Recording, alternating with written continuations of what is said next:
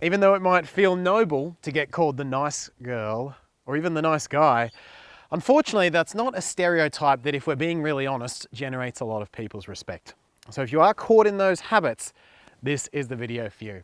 I'm going to give you 7 signs that guys might be seeing you as the nice girl and how you can change that to get the respect you deserve. Don't forget to grab a copy of my book. The link is in the description. Make him yours, Beating the Odds of Modern Dating, and I'll see you right after this.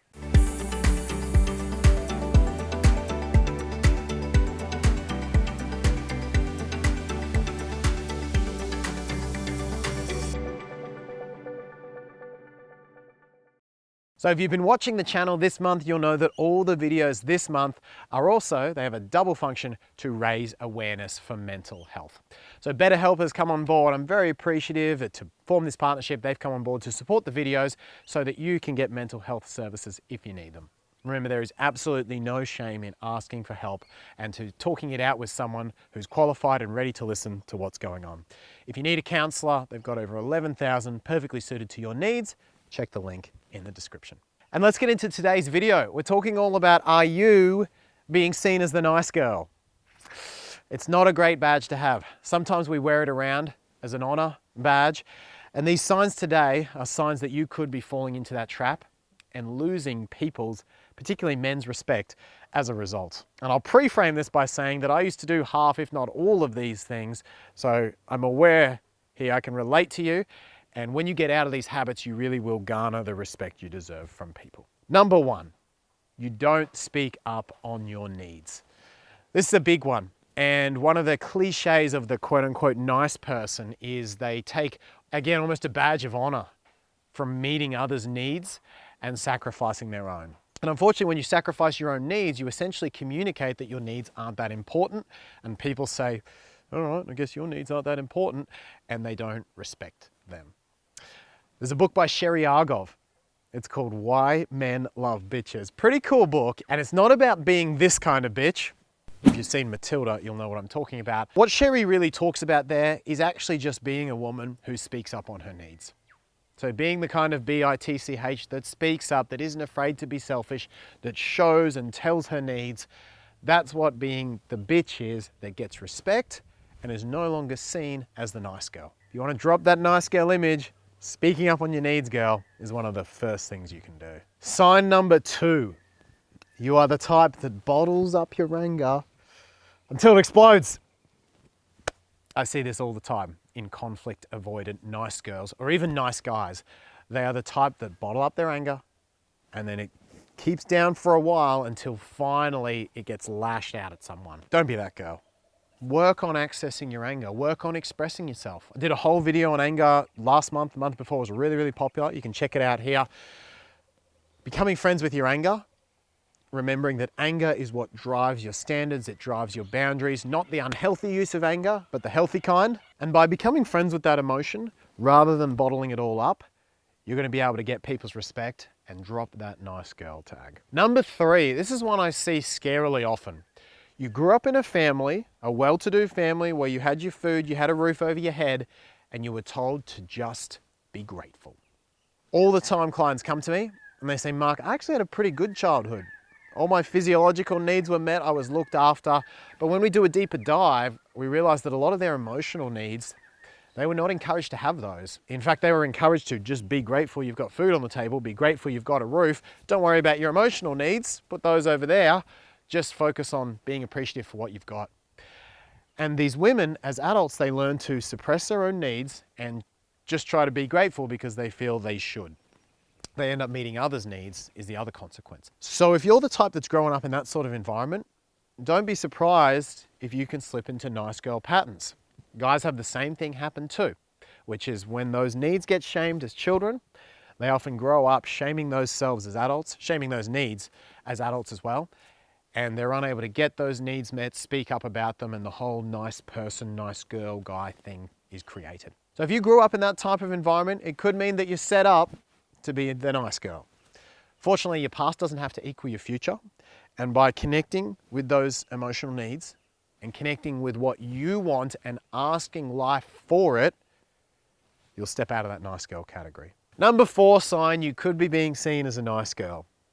You struggle to give men the natural consequences of their actions. So one of the problems nice girls and nice guys have is they lose people's respect because they start taking responsibility for people and stepping in to save people from themselves. So for example, he doesn't respect your time. What should the natural consequences of that be? That he doesn't get as much of it, that you lose interest in him. But if you step in and, for example, change your schedule for him or change around for him, you're not giving him the consequences of his actions, you're not having the boundaries, and he's gonna lose respect for that. Or let's say he gets really lazy with texting, okay, and he just gets super lazy with it. He then has to get the consequence of his actions, which is he doesn't get as much investment from you. You're not gonna put your time and energy into someone who's not giving it back, who's not returning it. Again, consequences of actions. Or let's say he really betrays your trust. Some kind of lie or cheating incident occurs.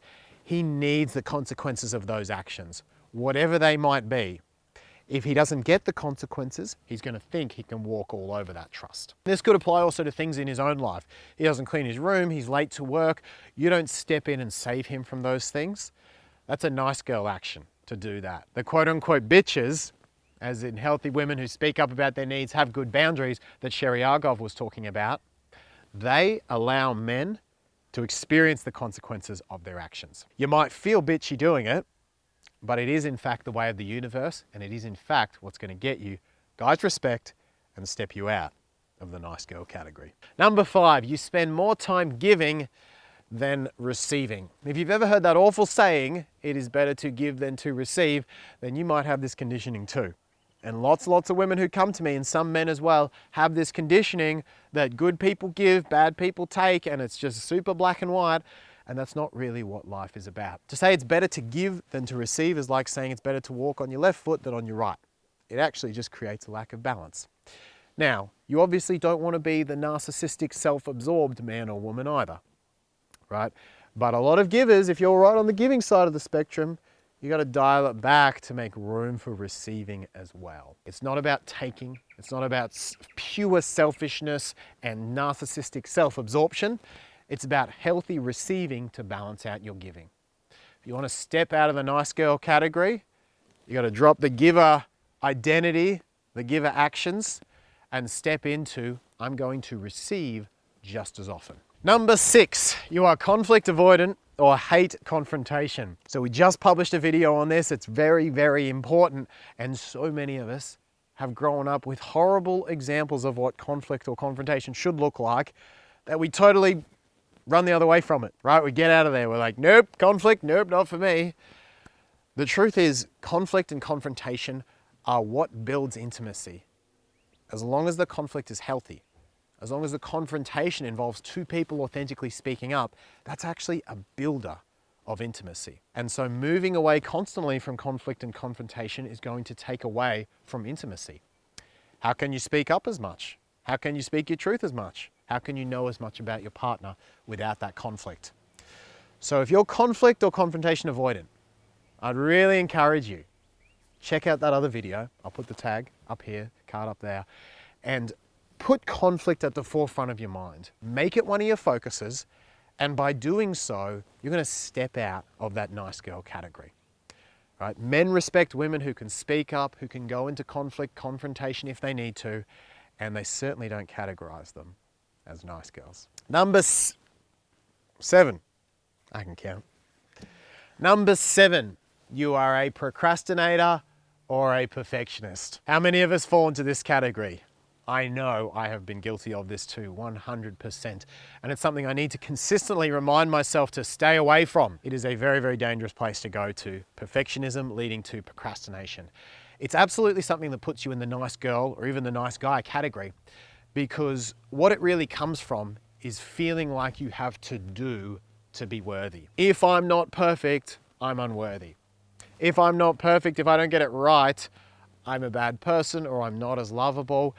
And really dropping that tag, I think for all of us, is one of our biggest maturities, growth as adults. Perfectionism is impossible. Being perfect is impossible. And it's no wonder that so many of us fall into procrastination, and so many nice girls fall into procrastination when they are trying to be perfect. You can't be.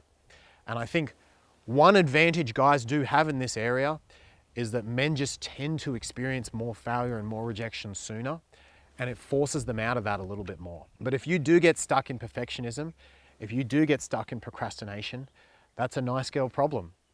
And I'd really encourage you, embrace your mistakes, step up to being wrong, understand and work through your own lovability even when you screw everything up. And by doing so, you'll let go of the fear, you'll let go of the procrastination, you'll let go of the perfectionism, and as a result, you'll be able to do whatever you want fearlessly. You'll be able to take chances, you'll be able to take risks, you won't beat yourself up. And men are gonna see that, and they're gonna think, that woman has high self-esteem, I respect her for that, that's not a nice girl. So if you want to step out of the nice girl category, there are 7 ways you can do it. And if you want help with your mental health, book in with someone and ask for it. There is no shame in doing so. All of this that we've talked about today will help you do that. But if you want one-on-one help, you can book in with a counselor with BetterHelp. They're the biggest company on the internet that does this. 11,000 counselors. They do an absolutely incredible job saving lives every single day. So if you want the help, ask for it, book in with them from the link in the description. Don't forget as well to leave your question and hashtag it AskMark if you want it answered in an Ask Mark video. That's in the comment section below.